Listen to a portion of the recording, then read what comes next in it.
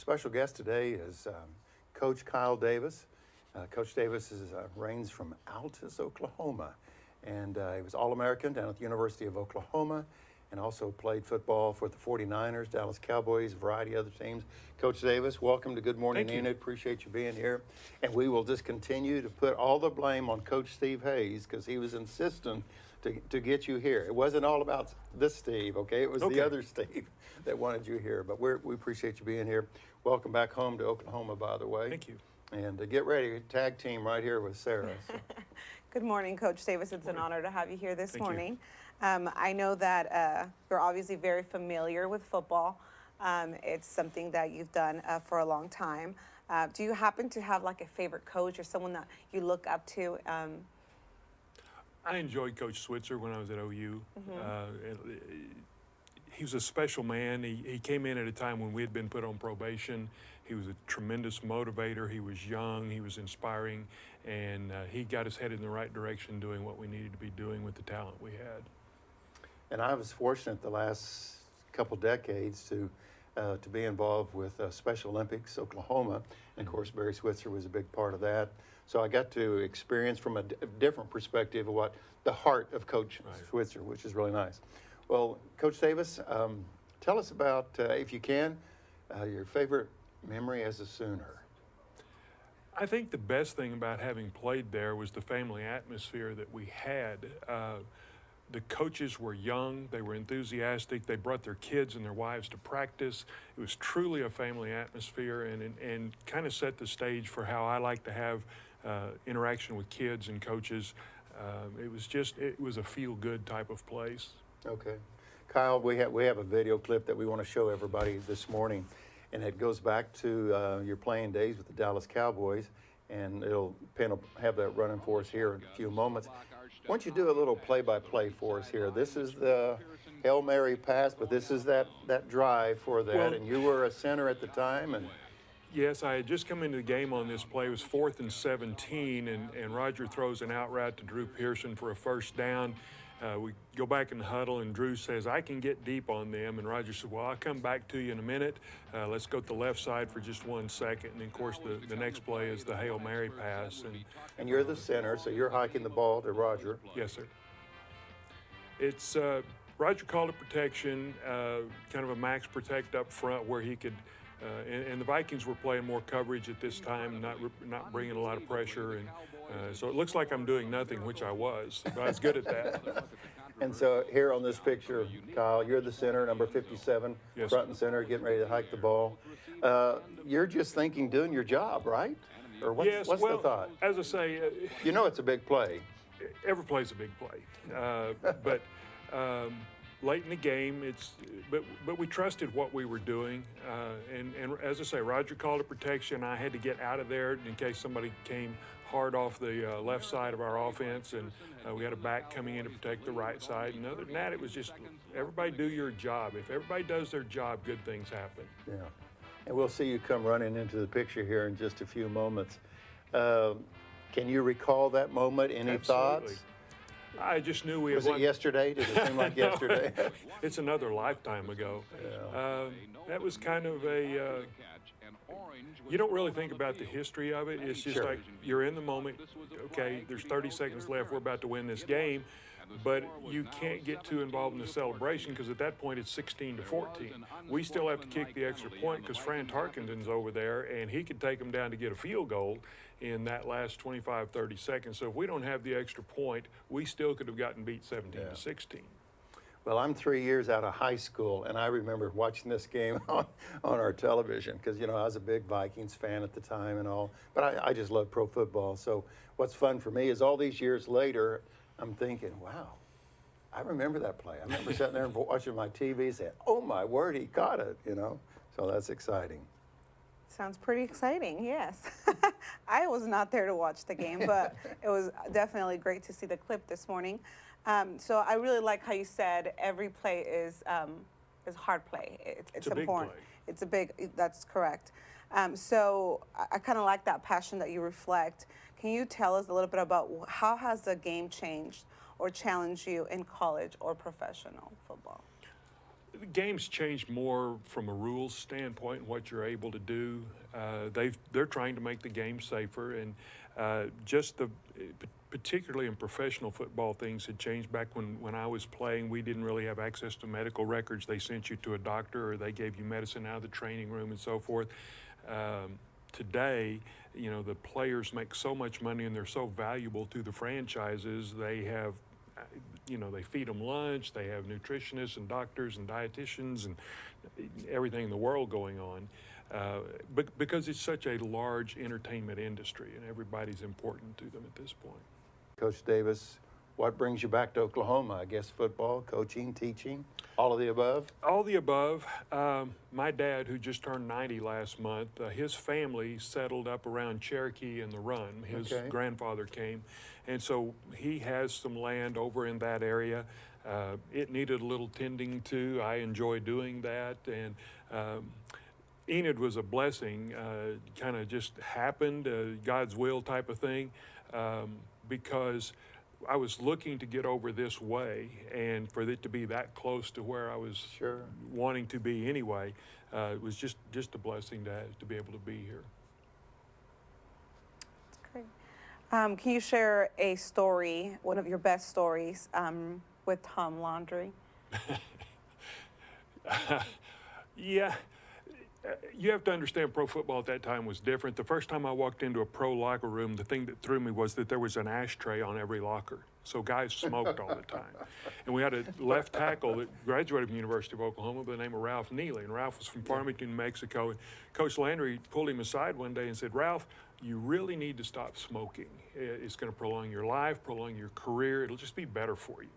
About that. And Ralph said, "Well, Tom, I started smoking when I was 9. I started playing football when I was 12. Which you think I'm giving up first?" And so the Landry stories tend to be more sometimes about the guys he's interacting with as opposed to him. Best player you ever played against, Kyle? Is there one or two that come to mind? The whole Pittsburgh Steelers team of that era. I played the Pittsburgh, probably Joe Green right up front. Played them in the Chicago All-Star game, played them in preseason, played them in the Super Bowl, but it was Jack Ham and Joe Green and that whole cadre of what seemed to be Hall of Fame players. We want to do a little word association, and some of the names that I'm going to mention, people will be really familiar with Oklahoma football. So let's do a little word association, and you can use more than one word, Coach Davis, on this. If I say Barry Switzer, what comes to mind? Great man, great leader, inspirational. Quarterback Steve Davis.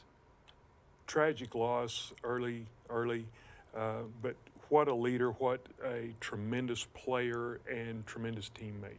Do you have a favorite story when you think of Steve Davis? Does anything else come to mind of maybe an interaction, a game, or just a conversation? Well, just when he kind of sealed his fate as the starting quarterback at the University of Oklahoma. We were in spring ball practice, and everybody was it was one of those 90-plus degree days. We'd been on the field forever. Nobody had any energy left.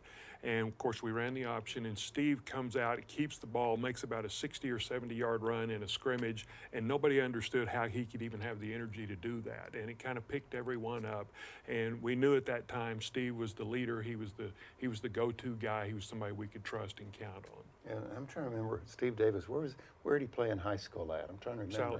Sallisaw, that's right. That's right. Okay, Jewel Washington, first thing that comes to mind when? Greatest ever. Greatest ever. Not a big guy, but he could move sideways. And he wasn't really that fast, but he could run the same speed, sideways, backwards, karaoke, regardless. I think he could run the same 40 time. Okay, and then my last group is the Selman brothers.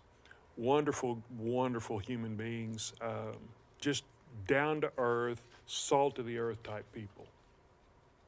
Very good. Coach, this is your first year as an assistant with Plainsman Football. Tell us a little bit about your coaching experience, if you will, in Texas. I mean, you wasn't too far away. No, I've the last 17 years or so been down there everywhere from middle school to high school, from big schools to small schools, and just a variety of different types of kids. spent a lot of time in Title I schools, which I really enjoy those kids as much as any, because there's so much that they need and you can provide for them. And but I am tickled to be in Enid because this is as talented a team as I have been around in a long time. Now, you'll be coaching, believe, offensive line. Is Yes, that sir. right? Yes, sir. Okay. So just tell us real quick, I guess, practice gets underway next Monday, Start or what Monday. is it? Start Monday. Okay, because school starts next Wednesday, and so it's amazing how quick this calendar moves. It is, and but you know, part of the reason that we have a short summer is the kids work all summer. I mean, football's turned into, and again, this is part of the difference that we talked about earlier. Football is now a year-round training game. Nobody ever really gets out of shape. They stay in shape. They work continually. And back when I played professional football, a lot of times you had to get a job in the off season because they just didn't pay you that much money. I remember Jim Riley talking about that as well, that they would try to find some kind of job just so they could stay afloat. So